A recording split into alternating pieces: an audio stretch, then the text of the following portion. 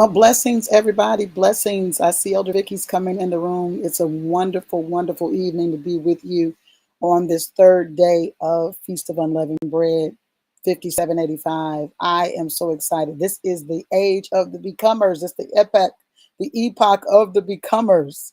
And I am so excited that we are finally at this space in time, this place that we have prayed into, this space that we have longed for. We are now here, and it's a really exciting time. I don't know about you, but if you've ever prepared for something big and finally got to that day, that big day when that thing was getting ready to happen, and you got ready to step into the actual event or the actual time. It was just fascinating to you because you had prepared for this for all of that time. And when on the other side of it, it was even more fabulous because to know that you had prepared for that, stepped into it, and came out on the other side. And it was just an absolutely amazing, amazing outcome. This is where we are right now. We are actualizing the mind of Yah concerning the sons of Yah. And this is amazing. Tonight, we're going to be on the topic of sons of God, sons of man. And that's a big deal there. That's a really big deal. We read things and we just kind of read over them. But there is such deep clarity and such deep revelation that the Father desires for us to have when we're looking into the Word, when we're looking into the things that were inspired by Him. They have layers. It's layered. It's not just one thing. It's not just some, surface identity on something. It's got layers to it. It's got depth to it. And so as we mature, we begin to dig into the depths of the things that He has had conversations with us about through the sons that He inspired to write these things. And so I'm excited to jump into this with you guys tonight. I do have an opener, and I did my best to try to get the pre-opener done, but I was on the move today. I was on the move, and I'm just excited to be here and to be here on time. How about that?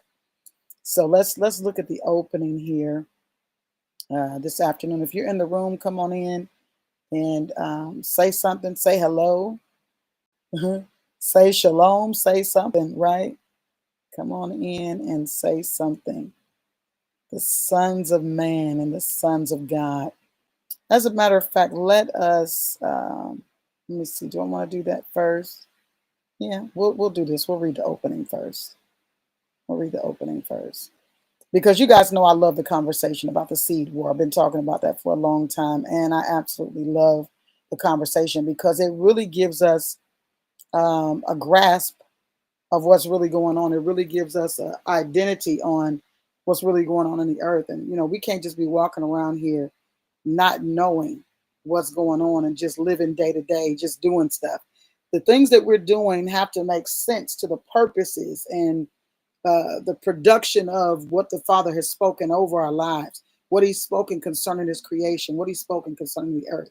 We absolutely cannot say that we are the sons of Yah and have no clue as to what the Father's dictates are, to what the Father's desire is, because His desire must become our desire, right? So you're going to have those internal and those external battles as long as you're alive. But those internal and external battles are part of the process that surround the blessing of Yah that is in your direction. You understand? The moment you realize that chaos is a part of divine order, you stop fearing the fight. That's just real. The moment you realize that, all of these things that I'm processing through, all of these things that I have experienced are just a part of my human experience. When you realize that there's something above your experience called a divine encounter, then when you have that divine encounter, you respect that. I've known people that literally had visions of the Mashiach. Now, I've never had a vision of the Mashiach. Several of my children have had visions of the Mashiach. I've never had that. It's not I've never had that. That's not something that I've needed to even be as intense about what I'm intense about. I've had conversations with quite a few, but I've never had an encounter with the Mashiach. But I know people that have had an encounter with the Mashiach and still live raggedy lives. So it's about you receiving the encounter, not just having it, but it's about what you're going to do with the encounter when you get it. You understand what I'm saying? So I'm looking forward to this conversation today. Let me go ahead and look at um, this intro here. I had it in front of me here. Okay, here we go. Here we go. Hey, hey, AK. I'm trying to give a couple people some time to get in the room. Brother will be on with us Wednesday, Thursday, and Friday this week. Um, and we look forward to having him with us this week. But y'all know I love a good conversation about the seed war. Okay. We're talking about the sons of God and the sons of man. From the moment that Adam fell from that dominion place, this was not mythical. This is real. A divine earthly realm that was known as the Garden of the Gods existed. And it was in that place where Adam fell from his divine appointment. It wasn't just an Edenic wonder, but a sovereign design that the Father created man to walk with this unbroken identity, divine image wrapped in earth. And I want you to make a note of divine image wrapped in earth, because this is what we're going to be talking about today. The divine image wrapped in earth. I'm trying to multitask here. There we go. It was here, too, that the obsession of darkness was born. The relentless craving to seize seed, to intercept inheritance at its origin. So from that fall, the adversary strategy never shifted. His mission to corrupt the line, to pollute the code, to assassinate destiny before it manifested. Why? It was because of a prophetic forecast that was given to the woman. Not just a comforting promise that was given, but a decree of war. Your seed shall crush the head. When we talk about head, we got to deal with authority. So I'm going to read it this way. I'm going to say it this way. Your seed shall crush the authority of darkness. These words shook the underworld. They announced the inevitable collapse of every dark dominion powered by seduction and whispers, which is what we saw in that garden place, right? And this whispering, right, that the adversary did in that space to try to contaminate the identity and the relationship and the perspective of mankind. And so the war intensified. The serpent's whispers slithered through centuries. And I tell you guys this all the time. When we start dealing with the identity of this image, it is a shining one, right? A nakash, more like an angelic one, right? Not necessarily serpent, but the term serpent is used because in this time people used that kind of imagery to disguise or to describe the nature of the thing. So we're looking at the nature of the thing. So even as I am sharing with you my opening, we're dealing with the nature of the thing and not exactly what it was, right? The whispers of the serpent slithered through centuries, crafting kingdoms, bloodlines, and false identities. But they could not silence what Yah had spoken, because a divine echo had to rise, an echo that would not drown that would drown out the diabolic whispers of the shining one. Now, I love this because it wasn't just a sun here and a sun there. When you look in what people call the Old Testament, you'll see a sun here, a sun there, maybe a few in an age, But what the Mashiach did came to reset some things. So let's look at this. The echo took form. It walked, it wept, it won. And it was more than a moment. This was the time of the Mashiach, he was the accomplishing word of Yah. What? To bring mankind back to that original place. Not just a son here, not just a son there, but to bring the whole of mankind back into their original dominion, right? Yet the mastery is greater still. This echo was not designed to stand alone. It was the prototype. Y'all hear me talking about the prototype all the time. The firstborn among many sons is what the word declares. A resonance from heaven destined to awaken the divine code in man, making available to every willing vessel. Let me slow down. I don't have my glasses. They broke them at the glasses shop today. Every willing vessel, the unshakable reality of walking with Yah, not in imitation, but in integration. This breed is not mythical and it's not future, it's right now. The man that is fully God and fully man was not just the Mashiach. That's the kind that we are. The Enochian breed is this kind that is fully man and fully of the gods. It's just what it is. Fully divine and fully human. It's what it is. And so I'm excited about this conversation. I really am, because we don't have these kind of conversations often. And believe it or not, I really don't plan to hold you guys long. I think I did pretty good last night. I didn't intend to hold you as long as I did, but I'm thankful for the word that the Father gave us last night, and I'm thankful that I followed through to do the thing that He had called me to do last night. Go to Luke 19 real quick.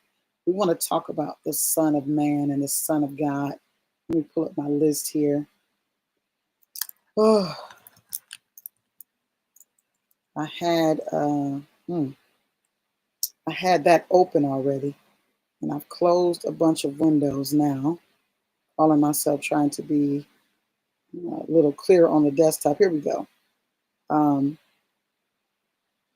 Yeah, I think nope, that's not the right one. Okay, Luke chapter 19. Let's go there really quickly. Wow. Luke chapter 19, because there is a huge difference between these two conversations. And I want you to take a look at this, because I want you to understand what we have become and what the Mashiach sacrifice was really all about. You know, I want you to see this with your own eyes so that you're able to say, okay, I saw it. Now I know that it's possible. I know that it's possible to become. There is definitely a difference between Son of God, which has been Elohim, not Elohim, and Son of Man, which has been Adam. You know, you got linguistic and theological, but they're both deeply rooted in Hebrew scripture. And when we look at these things, I'm going to give you just a slight scholarly breakdown of the two of them. Son of God, Bena Elohim. In the Hebrew Bible or the Tanakh, this phrase rarely refers to a singular divine figure. So when we talk about the Hebrew Bible, we're looking at what they're calling the Old Testament. So from the Hebraic perspective, I'm sounding like my brother Ace now, Hebrewic. From the Hebraic perspective, it's not dealing with singular divine figure, like how in the New, because of what the Mashiach did. It typically refers to heavenly beings like angelic agents, divine and divinely appointed humans, such as prophets or kings, or that kind of thing. Genesis chapter 6 verse 2 refers to the sons of God saw that the daughters of man were beautiful, right? We know that that's Benai Elohim, and it's often interpreted as angels or angelic agents or divine beings, right? Job 1:6 says, now there was a day when the sons of God came to present themselves before Yah. Again, angelic agents. But when we talk about angelic agents, we're not talking about winged beings or winged entities, okay? Although we know that there are living creatures with wings, okay? But that's not what we're talking about here. And when we begin to identify or have a better identity on how the Father set that up, how He established the order of some things, and we understand that He's a collaborative God, that He looks to deal in collaboration with His sons, the divine ones, whether they are in the earth realm or in the heavenly realm, or whether they are, transacting business on both planes, which is generally how divine nature works. We're able to transact business on both sides. So you have those that were here, or those that were once flesh, that now have graduated, like, Enoch is one that has graduated. And some people have graduated by death, right? Enoch was not one of them. Elijah was not one of them. The Mashiach was not one of them, okay? And there will be more sons that are not one of them. We are looking to identify this relationship, because the Father says, listen, I've got two realms that I got to deal with, but I created mankind to manage the realm called earth. But the heavens are managed also by men that have stepped into their divine identity and understand that they are seated in heavenly places, far above principalities and powers and all the powers of darkness, right? But then you have those, because if you look at the conversation where you've got this son that is dealing with, oh Lord, my tongue is all messed up here. You got this son that is sent away. Rachel sends her, she sends her son away. And the reason why she sends her son away is because, you know, Jacob, or Jacob, you got Jacob and Esau, that's what I'm talking about. Uh, he goes away, but when he gets where he's going, on his way, on his journey, he encounters some things. And the reason why he's having these encounters, not experiences, he had some experiences when he was at home. He had some experiences when he was with Laban, but he had encounters on his journey.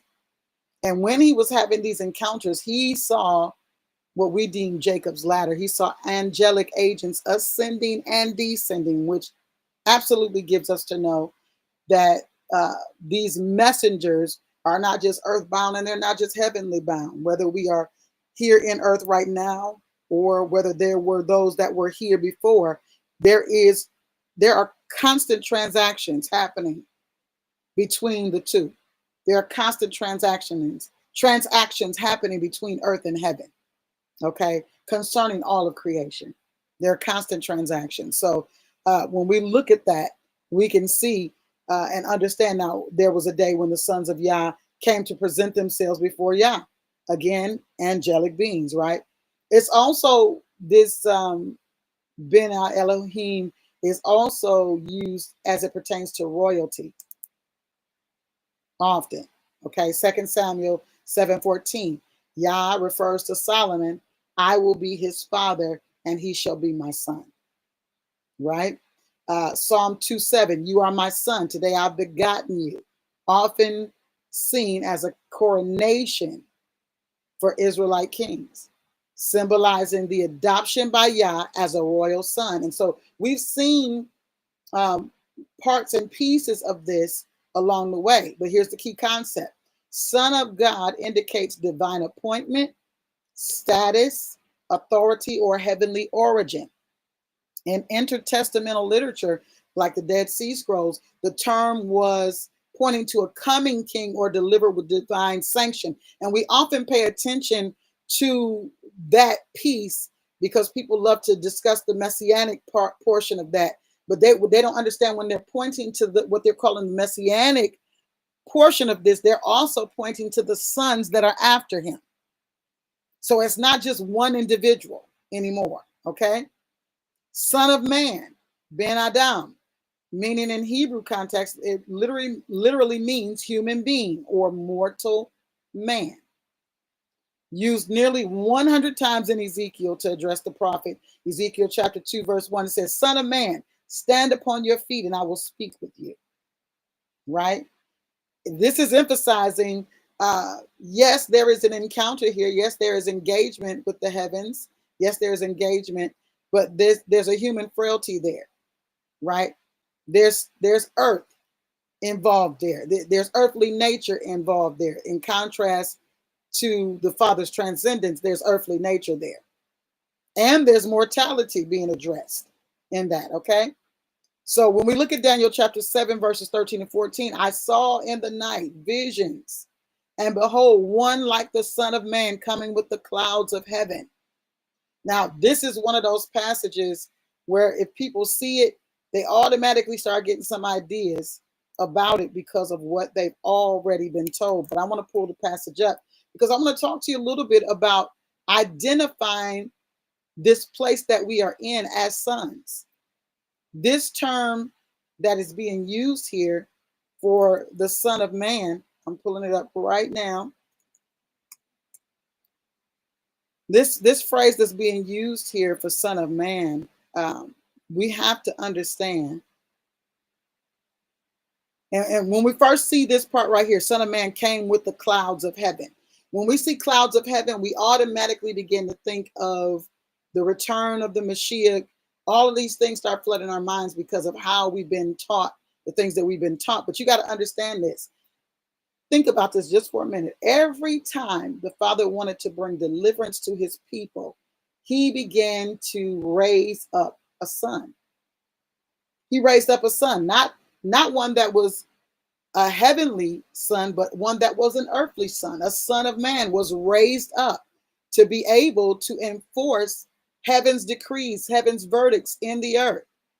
They were raised up to adjudicate and to bring judgment, or to bring a release on the part of what the Father was saying concerning a people, even his people, right? When we look at Moshe, we're looking at this right now in terms of what's going on in Exodus chapters 11 and 12.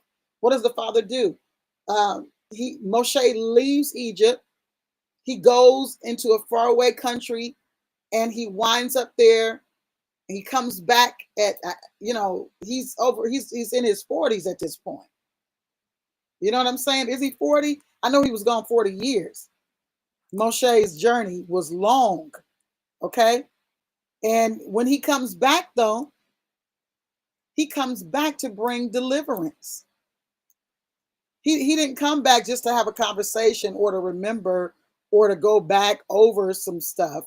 No, he came back to bring deliverance. And this is what the Father does in every age. And so what I was sharing with you in the opening was that when you look at it from the Hebraic portion of scripture, you're looking at it where there's a son here, there's a son there, there's this one being raised up, that one. But when it comes to the age of the Mashiach, the age that he is the exact expression of what the Father originally identified for Adam to be, for mankind to be, right? He begins to express that image. And because he's expressing that image, it now resets every man that would even desire to identify with the relationship, identify with their authentic identity through the relationship with Yah. They would be able to have access to this authority.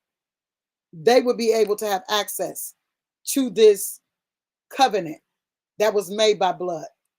They would be able to have that kind of access. And so this is what he's calling us into. And this is why it's a big deal. When we start hearing things about healing and deliverance and all of these things, these are second nature to sons. We've made deliverance ministry, and we've made, healing ministry, and we've made all of these things some secondary or some major thing, but it's like it's separate from the walk. So then we have these people that become quote unquote superstars of a thing because, this is a special thing and is a very unique thing that only certain people have. It's like, this mindset around being rich. Only, rich people are really smart, and only, a certain kind of people can do that. No, there are things that are available to everybody. It's just, are you willing to walk out the process of acquisitioning what it takes to do that?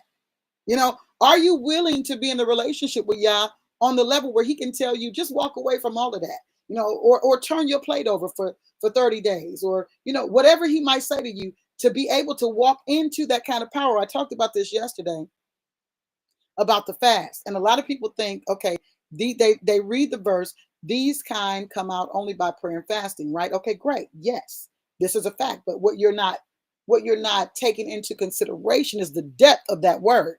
You're only looking at the surface. So most people will think, before I go and preach, or before I go and teach, I'm going to fast first, because that's going to give me some kind of authorization or some kind of power to do something spectacular in a space. Not understanding that it's not just the act of fasting. That is the act of fasting is just a mechanism to get you in the space that you need to be in. When you're fasting, if you ever do it right, there's a heightened sensitivity. You are very sensitive to the realms of the spirit. You are very sensitive. You can hear things that you couldn't hear before. Your dreams are a lot clearer. Your mind is a lot crisper. Why? Because your energy is being reset. And this is the perpetual place that the Father desires for the sons to be in, which is why Mashiach fasted often. He fasted often. And, a lot of times the disciples be like, you gonna eat? And he like, no, I got another food. Y'all don't understand the kind of eating I do, because you are earthly, right? And I am both earthly and spiritual. And so I'm getting you to the place where you understand the walk as a supernal being, as a supernatural being. Right now, you just understand natural, but I'm getting you to the place where you begin to understand supernatural, right? So this that the master accomplished, the word of Yah that was accomplished, that was finished, it was for us to be reset to the place that the Father, desires mankind to function. Okay, you have an earthly shell, but I need you to operate from a supernal realm. I need you to operate both divine and earthly. I need you to. There is this new creation. This is the new creation, and it's so funny to me because when I think about the new creation on this level, I'm thinking about what the adversary's attempt was to do, was to create something new as well. And this is what happened in the garden. This new idea, this new concept, this new world order began to take shape because man compromised the authentic and the loving relationship that they had with the Father in, I want to say, in an attempt to have something that they already really possessed. They got talked out of, they got tricked out of, a thing that they already possessed, and they just did not have a value for that. I think about it often, even when it comes to the garden. What were they going to do with gold and jewels and all of these things that are now very uh, humongous resources? These things are a big deal now. But in the garden, he possessed things that he didn't even know was going to be important. He had access to things before they even had a relevance to him. They didn't have any relevance to him yet, but he yet possessed it. And this is the thing that the Father's desiring for us to know. There are things that we haven't yet had a relevance for, but we possess it. We possess it. So our cry should be that the Father reveal himself to us, that we position ourselves for him to reveal himself to us so that we can actually walk in the wisdom of what we possess. As long as we're alive, we're going to be identifying what we possess. We don't know everything that we possess, but as we walk in this way that the Mashiach showed us to walk with the Father, hey, Prophet Deanna, as we walk in that way, there is an unveiling of things. There is a pulling back of the curtain on some things. Because see, you can't just give a child certain kinds of information or certain levels of information because they don't know what to do with it. So you got to put it in a way, you've got to create it in a way that they can have an introductory, it's a seed. And so this is what the Father does with us. He sows seeds. Seeds are allowed to be sown in us. He reveals himself in seed doses. And when you get to the place where you become so hungry for him and you begin to go after him, he begins to allow that thing to grow until you get to the place of harvest.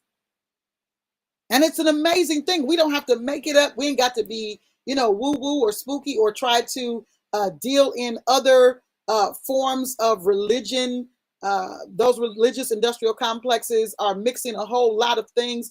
And the thing, when I say they're mixing things, what I'm dealing with is not the fact that they are, because there are a lot of things that will be said by sons that may sound like they relate to some of the things that darkness is doing, but you got to understand darkness is a thief. Darkness stole information from light. You understand what I'm saying? And so it's operating in a false version of that, a twisted version of that. And so when I start talking about, the mixture, I'm dealing with people saying that they are sons of Yah or saying that they're believers, but yet they are taking the thing that is separate from Yah, that doesn't give Yah glory at all, that just brings glory to themselves. And they're utilizing that to create their own platforms. It's no different than what Nimrod did. Let's make a name for ourselves. And you'll always be able to identify these because they're constantly attempting to make a name for themselves. I love this about the Father. He has a way of making you understand that you need him. If you ever walked with him, you understand that there are times when you could feel so dumb but be so on point. You could feel so ridiculous and so irrelevant in a moment, but be so on point and people be so blessed by it, but you had nothing to do with it.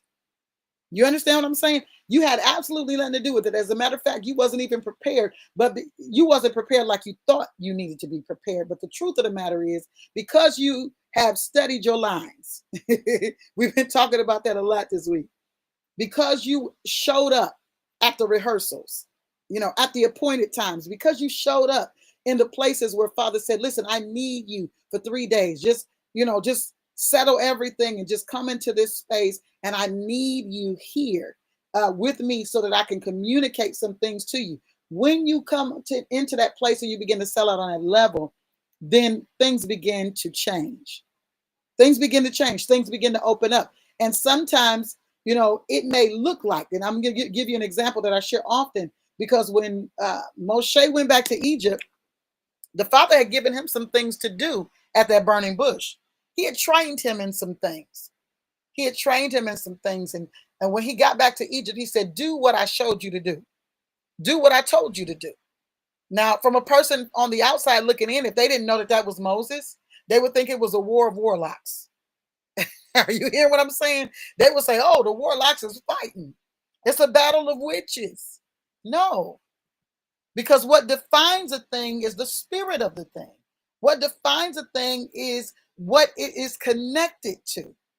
And so when he went back to Egypt, he went back following the exact instructions that the Father gave to him. And what that looked like was Pharaoh's magicians threw their rods down. Moshe and Aaron threw their rod down, and all of them became serpents. Ain't that something? But the ironic thing about it was, we often hear that Moshe's serpent swallowed up the other serpents, but that's not what the word said. The word said that they all went back to being rods, and Moshe's rod swallowed up the other rods. That means they were no longer animate; they were inanimate objects, and the inanimate rod of Moshe swallowed up the inanimate rods of the magicians. In other words, he took the authority back. He consumed the authority. I told you the other day, everything about life is about consumption. That rod consumed the other rods. What he was saying in essence was, that ain't the authority here. And I love this, because even when we're talking about fasting, which I was talking about a little while ago, people are thinking, oh, this is the reason I'm going to fast before I go, because if I fast before I go, then I'll have this and I'll have that. No, if you don't understand what you're doing, then you're just ritualizing a thing that you don't comprehend. Because if the energy behind what you're doing, if the spirit behind what you're doing is not right, then when you show up, you'd be like the sons of Sceva. Nothing's going to happen. You're not going in there for the right reasons. You are trying to isolate a lifestyle. You're trying to isolate a lifestyle event. This is a lifestyle, not just a one-off. You understand? Fasting is a lifestyle. The Father calls us in and out of those places, not just for the purpose of casting out other people's devils, but for casting out your own, for casting out that desire that you have to eat all times a day. Hello? Yeah. He want to bring all of that stuff under subjection. Why? Because he has need of our vessels. And if we don't get these vessels in order, then how can they properly be used to bring him glory? So when we look at the sons of God, we see that there's a differentiator here between the sons of God and the sons of man. And I've read you a couple of those things already. So here are some more key differences. Let me summarize some of the key differences. Son of God, it is a divine status or origin. Son of man is an earth status, right? It speaks specifically to location. All right. When we deal with Son of God, we're dealing with angelic agents, prophetic figures, the kings that he chose. And this deals with authority and heavenly identity. That's the implication. Son of man, he also spoke to prophets concerning that, or humanity in general. And the implication would be humility. I can relate. It's a relatability there. Because even with the Mashiach, he was touched with the feelings of our infirmities, right? Identification with mankind. All right. And so these things are crucial to understand, because when you understand that, then you understand what exactly was created, what exactly the new creation is, what exactly is the new creature. The new creature is both earthly and divine, it's both godly and manly. You understand what I'm saying? And so this was what Daniel saw in his vision. He said, one like, and first of all, the word one was added. Okay. That was added. So I saw in the night visions, and behold, like the Son of Man came with clouds of heaven, and came to the Ancient of Days, and they brought him near before him. I'm going to keep reading this. I'm in Daniel chapter 7. And there was given him dominion. I want you to follow, and glory, and a kingdom, that all people, nations, and languages should serve him. His dominion is an everlasting dominion which shall not pass away, and his kingdom which shall not be destroyed. So Daniel was grieved in his spirit, right in the midst of his body. And here's an area where a lot of people are not understanding. There's a necessity for you to be hungry for what the Father is showing to you. There's a necessity for you to be hungry for what he's revealing to you. And if you're not hungry, you'll never have clarity. Good afternoon, Minister Anthony. You'll never have clarity if you're not hungry, because he doesn't reveal his secrets to strangers. I tell you guys that all the time, all of the time. So he's grieved. Why is Daniel grieved? Because he's saying, listen, I need to understand what you're saying to me. You ever been in a conversation with somebody and you just okay with them talking and you don't know nothing they talking about? You don't have a relationship with them if you don't say, I'm sorry, I didn't hear what you said, or I'm sorry, I don't understand what you're saying. Why? Because I need to engage, because I care. I need to engage because I want to know, because I'm in a relationship and I love you, and we're in this relationship, and I want to be close enough to understand and have an identity on what you're saying, because it might be something that's life changing, and vice versa, right? He's grieved in his spirit because of the visions of his head. They troubled him. Verse 16, I came near unto one of them that stood by. Okay, here we go. I love that stand by thing, because we've seen that in multiple places. As a matter of fact, I'm going to pull that up real quick so that you can see that in another passage. Because there was a promise made to another prophet about being given access, those that stand by, those that walk in the midst of the fire, or the stones of fire. I'm gonna pull that up for you, but let me go back to this so I don't lose track. So it says here, and I asked him the truth of all of this. So he told me and made me know the interpretation of the things. Now listen to what he says. These great beasts, which are four kings, which shall arise out of the earth. Okay, cool. These are earthly kings. Listen what comes next. But the saints of the Most High shall take the kingdom and possess the kingdom forever, even forever and ever. Then I would know the truth of the fourth beast, which was diverse from all the others, exceeding dreadful, whose teeth were of iron and his nails of brass, which devoured, brake in pieces, and stamped the residue with his feet. If you don't understand the reality of what people are calling rapture, then you're going to be lost, because at the end and at the beginning of a thing, the Father has shown us repeatedly, repetitively throughout this book that we say we believe, that he stamps out the unrighteous. He takes the unrighteous out of the earth, and that there is an inheritance to sons, that the earth is the inheritance of sons. So there's no way in the world that there's going to be some event where all of the believers are taken out of the earth and the wicked left in the earth, which are they inheriting our inheritance? No, they're not. We're going to be right here. You've seen it throughout the scripture. Noah wasn't removed from the earth. He was put in a safety. He was put in a chamber. He was chambered during that time. He wasn't removed. You see it over and over again, even with these different diasporas, even with the different capturing of kings and all that. Those people weren't removed. There was great tribulation in that time. Even with the children of Israel that are now being taken out of their captivity during this very time of the year, being taken out of their captivity, taken away from their captors. Who gets wiped out? The Egyptian army, not Israel, right? Okay.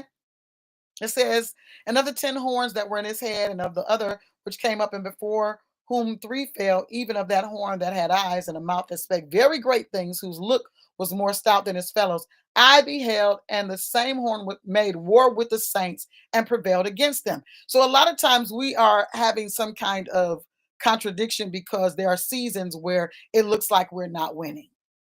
Just quite frankly, it looks like we're not winning. We're like, what is this? If you are if you are going to be real with yourself, you will identify with what I'm saying and say, something. Some days you're just looking like, what? I don't even understand what I'm looking at. That's the first response. I don't get it. And then you remember that I'm supposed to count it all joy when I come into diverse testings and trials, because understanding that the trying of my faith gets patience. If I let patience have her perfect work, I'll be not lacking. I'll be thoroughly not wanting. I'll be entire. I'll be complete, not lacking any good thing. Okay, cool, right? But in the moment, because your flesh, you're identifying with this ain't. Is this okay? Is this good? This don't feel right. This don't look good.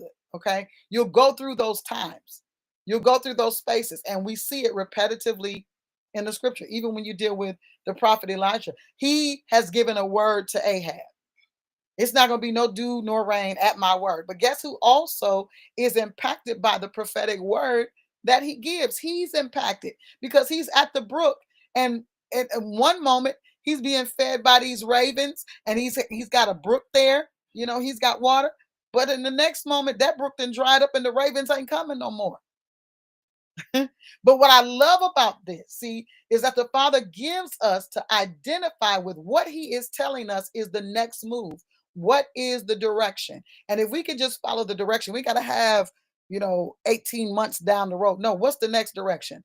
I tell you this all the time. What's next, God? What's next, God?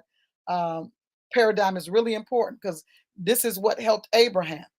He kept asking, what's next? The moment he stopped asking what's next, he went into a space where now he was birthing something was being produced that was going to antagonize the thing that was promised.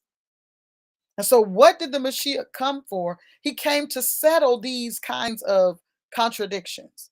Paul began to identify with the contradiction in Romans chapters 7 and 8. He began to identify, oh, wretched man that I am, who's going to deliver me from this body of flesh? Right? I want to do right, but when I want to do right, evil's always present. That wasn't a state that he stayed in. It was a state that he overcame.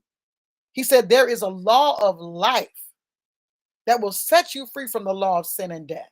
And he chose the law of life. He began to identify with being a son of Yah and a son of man. He began to identify that new creation. And this is the creation that the Father desires us to be. Those that would identify with, okay, I'm living here. He said, look, you're living in the earth, but you're not to be of the earth. What does he mean by that? Because I am of the earth. I am dirt. I am, no, not that. He's saying the systems of this world are not your system. And when you recognize that they're not your system, then you can live above those systems. And those systems have to be subject to you.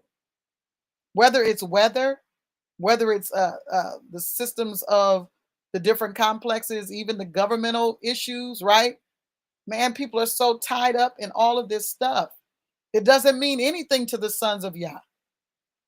It doesn't mean anything to us. You know why? Because we're abiding by another system. Yeah, we're abiding by a whole nother system. Ask Mordecai. Mordecai said, yeah, we here, but I'm not bowing, no. Ask the three Hebrew boys. Yeah, we here, but we don't bow to that. That's not what we're given into. This is the new creation. This is what the Father desires.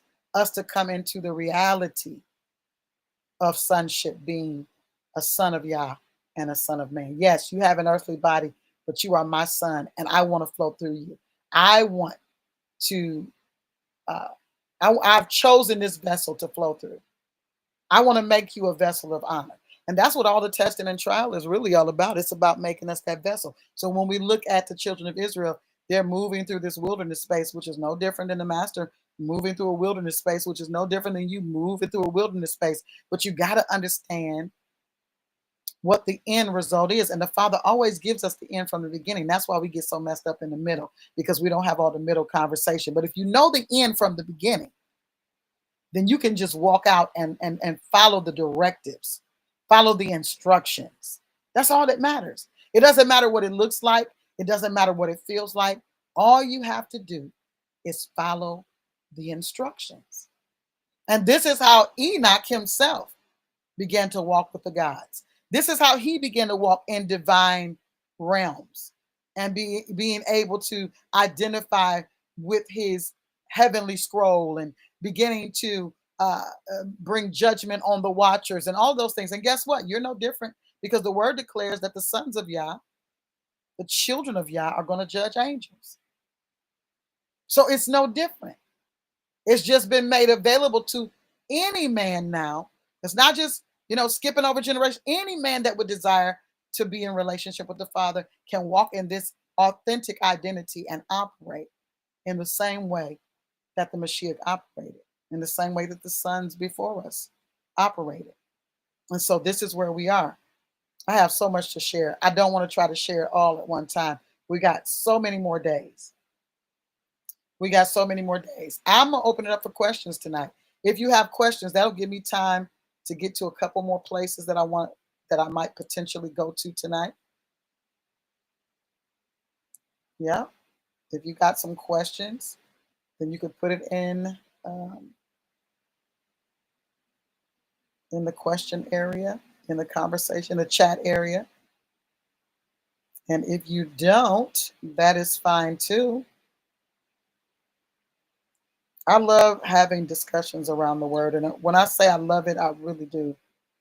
And I really enjoy having discussions when I have people on with me, because it allows us to engage a little deeper, because they pull things out uh, that I didn't think about sharing at the time, right? They pull things out of me that I didn't consider sharing at the time. But that's why that chat window is so important as well, because if you want to engage on a topic, or you have some kind of thing that you want to have a conversation about, that's okay.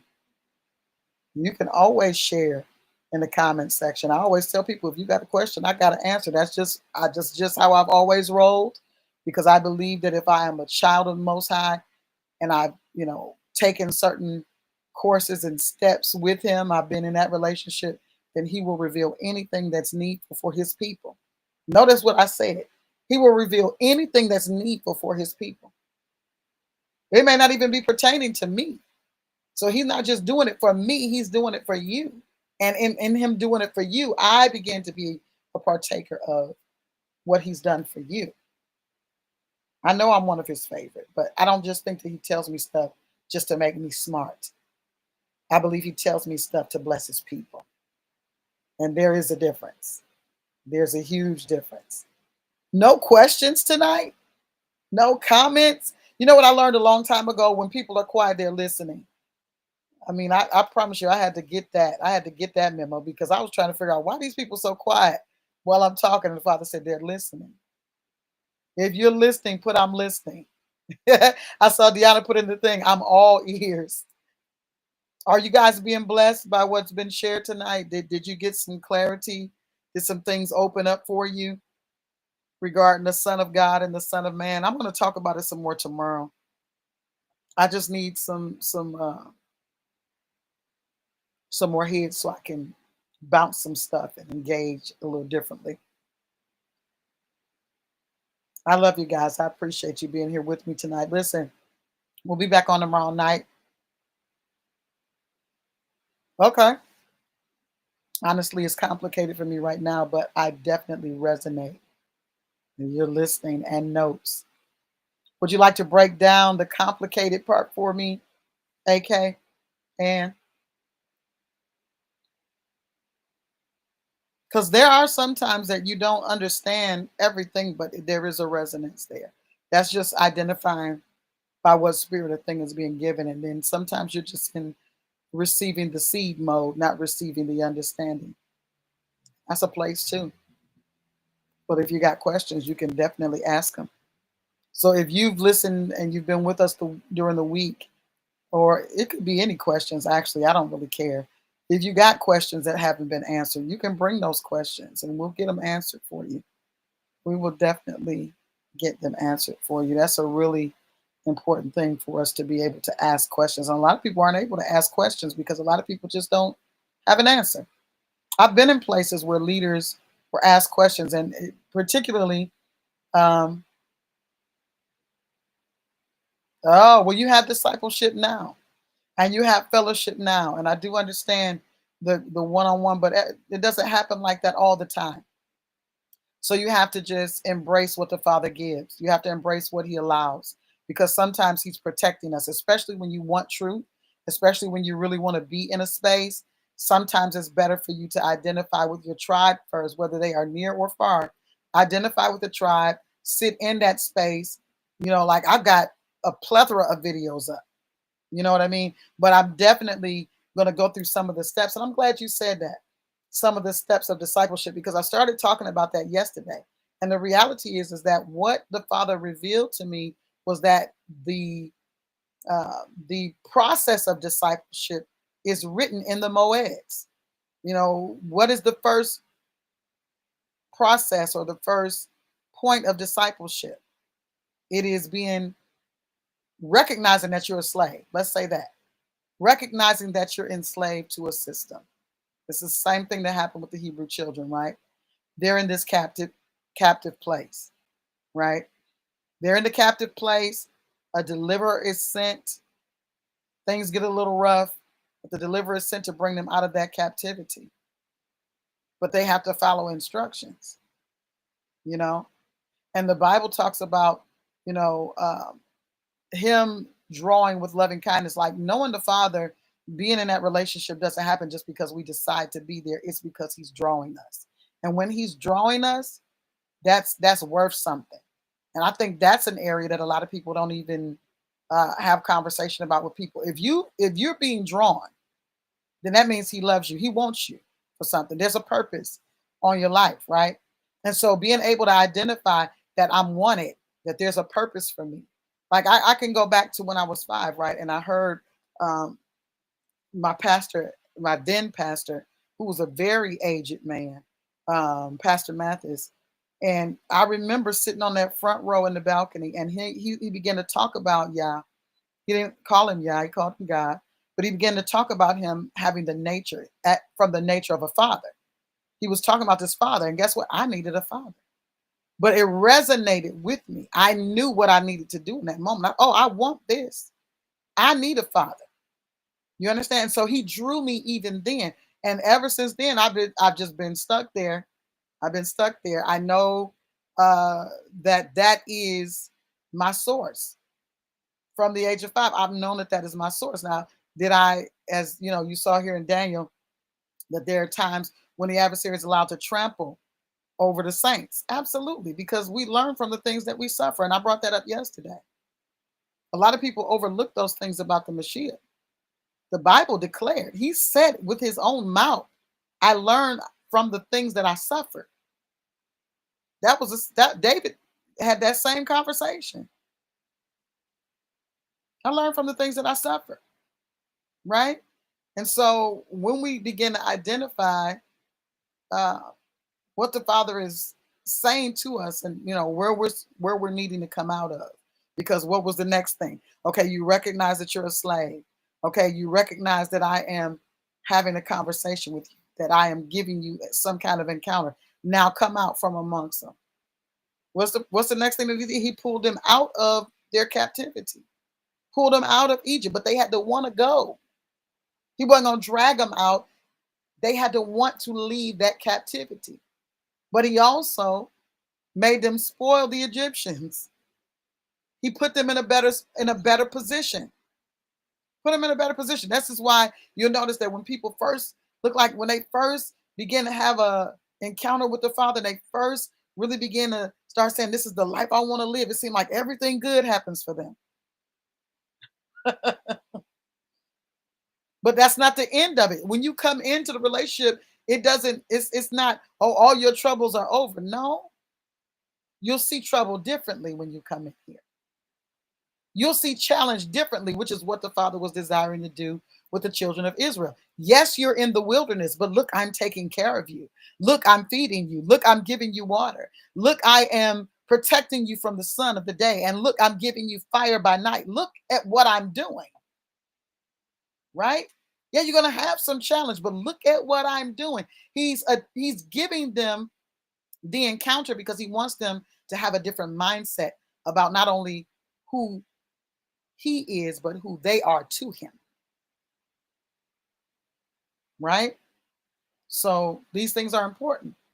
But in that wilderness place, they never desired to really see him for who he was. Sure, they loved the fact that he did stuff for them.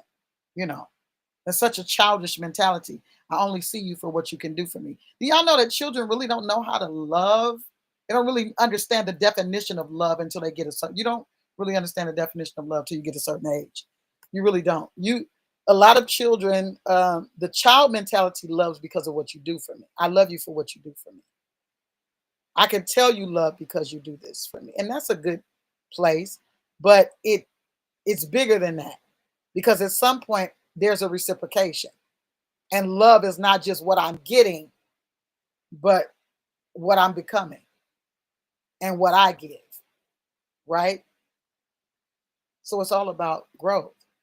It's all about maturation, and we just can't get stuck. We got to trust the process, trust what the Father is doing, and He does not allow. Uh, Absolutely, and we can go over that. He does not allow us to be without the information that we need if we seek it. He said, if you ask, you seek, and you knock. Right? Ask, I'm going to respond. Seek, you're going to find it. Knock, I'm going to open it to you. That's just how it works. That's just how it works. I love y'all. I'm about to turn y'all loose. I'm not going to hold you anymore tonight. I have a ton of stuff that I want to still talk about, but we'll see if we get through it all, right? We're going to talk a little bit about 5785 tomorrow and 6785. What I believe is where we are, and I'll tell you why. I believe we're 1,000 years behind as far as what we're saying the time is. I'll tell you why tomorrow. Let's leave that for a cliffhanger, huh? I love y'all. I'll talk to you tomorrow. Listen, I want you to remember you're blessed and don't forget it. And as we always say, the body is not a me thing, it's a we thing. I'll see you tomorrow. Shalom, shalom, saints.